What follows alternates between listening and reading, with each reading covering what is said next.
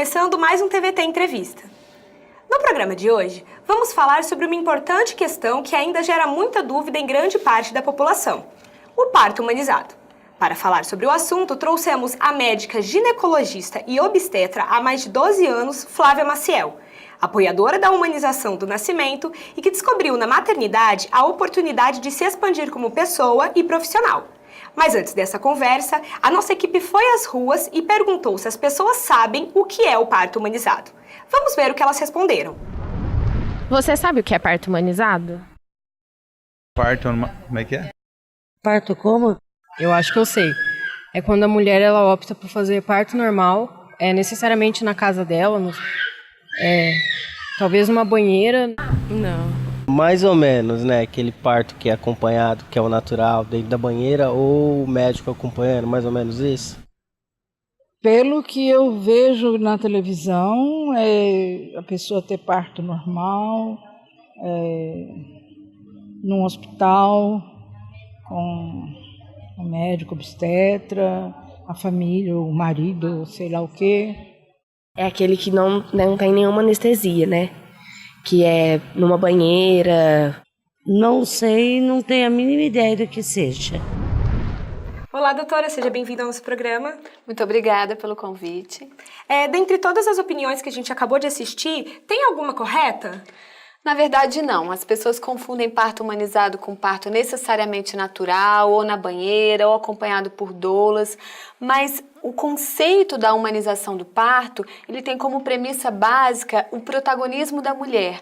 Isso quer dizer que no parto humanizado, a mulher ela é a chave da assistência, ela é a pessoa principal do foco da assistência e é ela que decide em relação ao seu parto.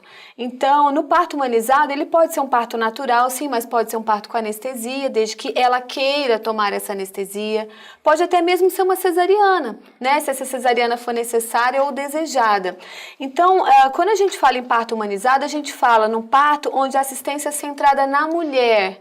E por mais que isso pareça óbvio, hoje a nossa assistência obstétrica ela não é centrada na mulher, ela é centrada na tecnologia, ela é centrada nos procedimentos médicos, ela é centrada nas rotinas hospitalares. Então vem esse movimento de dar a oportunidade da mulher resgatar o seu parto, que vai ser diferente para cada mulher, e ter a oportunidade de vivenciar o parto da forma que ela queira. E, além da banheira, quais outras formas de auxílio pode-se ter na hora do parto? Na verdade, a banheira é utilizada como um método de alívio de dor. Então, a água quente é um excelente método de alívio de dor. Outros métodos são utilizados, a água quente corrente, como, por exemplo, no chuveiro, massagem, técnicas de aromaterapia, acupuntura, homeopatia, mobilização da bacia, que são exercícios, posturas que a mulher adota no trabalho de parto, que vão facilitar o processo, tornando mais confortável, menos doloroso. Então é importante que a mulher tenha acesso a esses métodos não farmacológicos de alívio de dor, mas para um grupo de mulheres onde a dor vai ser de fato limitante, que ela também tenha acesso à analgesia farmacológica, que é a famosa anestesia para o parto normal. E através do vídeo a gente pôde ver que ainda falta muita informação sobre o assunto, inclusive pelas próprias mães. Essa falta de conhecimento, ela pode trazer algum risco para a mãe ou para o bebê na hora do parto? Sim, vide as estatísticas de cesariana no nosso país. O Brasil perdeu o posto, né, de campeão de cesarianas no mundo inteiro neste ano, mas até ano passado o Brasil era o país onde se mais fazia cesariana no mundo todo. Sendo que as taxas recomendadas pela OMS, que é a Organização Mundial de Saúde, é que as cesarianas não ultrapassem 15% dos nascimentos. Aqui no Brasil a gente tem 56% dos nascimentos por cesariana. Isso quer dizer que grande parte dessas cesarianas, elas não têm indicação médica real. E muitas mulheres optam pela cesariana por desinformação, por medo do parto normal, por não encontrarem uma assistência que seja adequada, respeitosa, não violenta, e acaba a cesariana sendo uma rota de fuga para essa assistência que ela não deseja, né? E também por conta do nosso sistema obstétrico atual, onde o médico que atende, por exemplo, o plano de saúde, ele é muito mal remunerado, ele não tem um treinamento adequado para o parto normal, e ele acaba fazendo a cesariana como prática. Quando a mulher não entende, por exemplo, esse contexto obstétrico, ela acaba cai numa cesariana com uma facilidade muito maior, porque ela não tem a oportunidade de buscar alternativas, de se informar sobre o processo, de se preparar para vivenciar a experiência do parto. Doutora, e como uma mulher se prepara para o parto humanizado? Bom, a primeira preparação para o parto eu acho que é a informação. A pílula anti-medo do parto é a informação. E a gente tem várias formas dessa mulher ter acesso à informação. Hoje, com o avanço da internet, das redes sociais, há inúmeros sites, blogs, grupos nas redes sociais onde a mulher pode buscar informação sobre parto. Ela pode buscar informação sobre parto em grupos presenciais, no posto de saúde, no hospital onde ela vai dar à luz, em associações, comunidades de mulheres que se unem para debater sobre o assunto. A outra preparação, além da informação, é a preparação da mente e do corpo. Então, durante a gestação, infelizmente, o nosso pré-natal no Brasil ele é muito técnico. As mulheres vão na consulta, são examinadas, em 5, 10 minutos os exames são checados, pedidos e ela vai embora. E ela não recebe informação, ela não tem a oportunidade de se preparar do ponto de vista corporal e também espiritual, mental, porque o parto é um evento complexo, que envolve tanto um mecanismo corporal, quanto também emoções. Então, é muito importante que ela tenha a oportunidade de se preparar.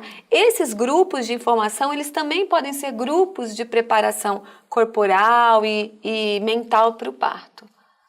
Sobre o plano de parto, como ele pode ajudar a mulher, o que ele é e como ele pode ajudar a mulher na hora do parto? Sim, o plano de parto é um documento onde a mulher ela especifica os seus desejos em cada fase do trabalho de parto. Então, quando a mulher redige um plano de parto, ela vai precisar conhecer o processo. Então, aí a gente já tem um instrumento importante de informação, porque para ela escrever esse plano de parto, ela vai precisar entender como que o parto funciona, quais são as suas etapas, quais são as intervenções que são feitas rotineiras nos hospitais, se ela deseja isso ou não. E à medida que ela vai redigindo esse plano de parto, ela vai entrando dentro desse processo. Esse plano de parto, idealmente, ele deve ser apresentado à equipe que vai assistir essa mulher. Então, se ela tem um médico, uma enfermeira obstétrica particular, ela discute esse plano de parto com esses profissionais, ou se ela vai dar à luz num sistema de plantão ou pelo SUS, ela discute com a equipe do hospital. É muito importante que ela leve todas essas questões para essa assistência, os profissionais que vão prestar assistência, para que eles possam, então, pactuar com ela. Quando ela vai dar à luz num plantão, onde ela não tem uma relação médico-paciente que já é bem determinada, porque é uma pessoa que não a conhece, o plano de parto é um instrumento maravilhoso do profissional conhecer essa mulher. Ao ler o plano de parto, esse profissional pode entender, então, quais são as suas preferências, as suas vontades e os seus desejos. Claro, sempre entendendo que o parto é um evento imprevisível, que ele pode tomar diferentes rumos.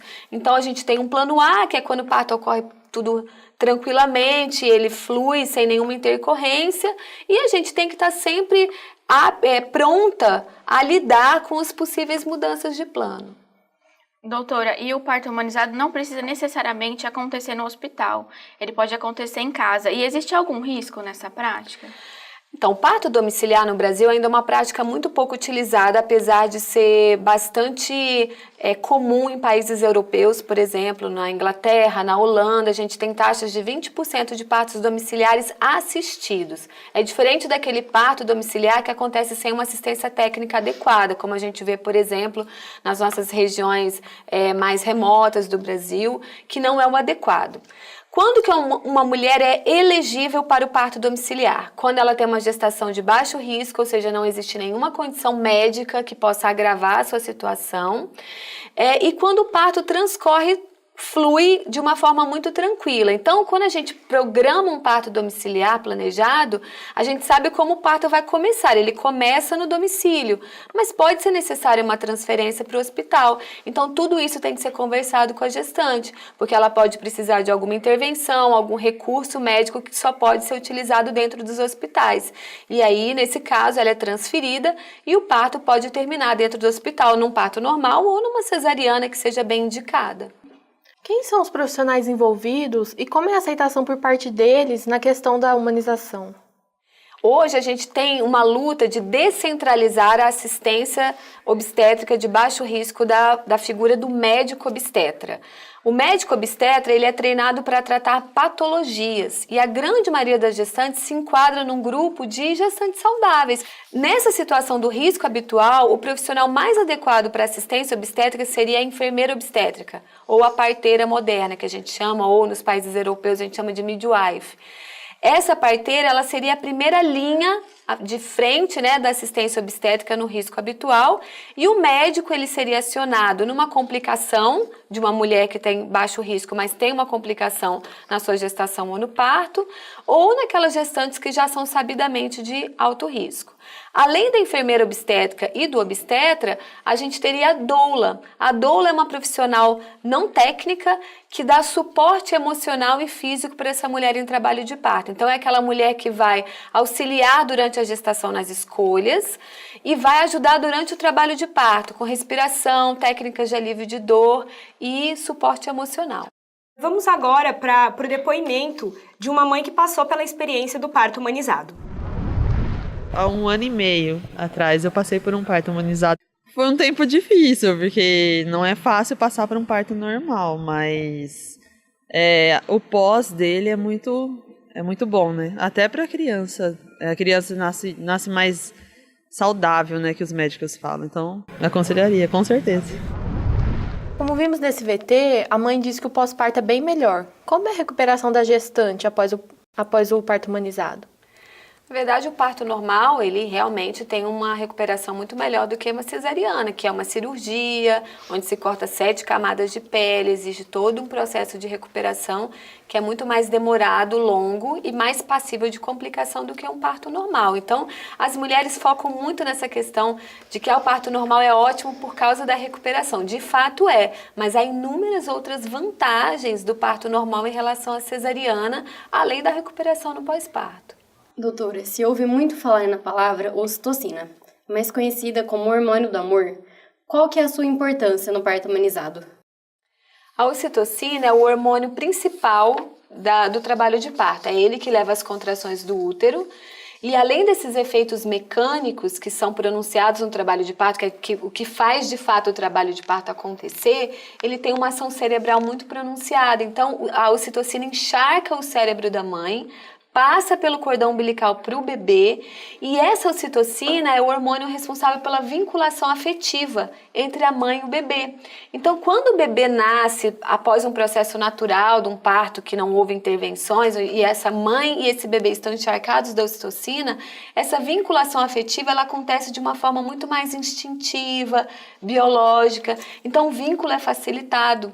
E isso tem uma repercussão, por exemplo, na redução das taxas de depressão pós-parto, num aumento nas taxas do aleitamento materno, de uma satisfação da experiência do parto muito maior. E há estudos mostrando, inclusive, que vários problemas de cognição, agressividade, crianças com déficit de atenção, autismo e outros problemas comportamentais podem estar relacionados com a não exposição à ocitocina naquela fase primordial da vida do indivíduo, que é o nascimento. Doutora, para encerrar a nossa entrevista, você poderia deixar um recado para as futuras mamães que pensam em passar por esse momento? Sim, eu gostaria primeiro de dizer que a experiência do parto é uma experiência maravilhosa, é uma experiência biológica, natural, fisiológica, ela faz parte da nossa natureza, da nossa ancestralidade, está no DNA da mulher, né? O processo de gestar, parir e nutrir um bebê. Então, que as mulheres não tenham medo de viver essa experiência, que elas busquem apoio, busquem uma boa equipe onde elas possam confiar, se sentir seguras para o momento do parto e que no momento, na hora H, né, na hora do trabalho de parto, que elas possam se entregar. A chave para um bom parto é a aceitação do processo e a entrega. E no final vocês vão receber um prêmio maravilhoso, que é um bebê saudável no colo de vocês. Flávia, muito obrigada pela sua participação. Muito obrigada. Muito obrigada a vocês. Obrigada, doutora. A gente espera que essa questão do parto humanizado tenha ficado clara para as mamães, né, que elas possam passar por esse momento. O TVT fica por aqui, semana que vem tem mais. Até lá!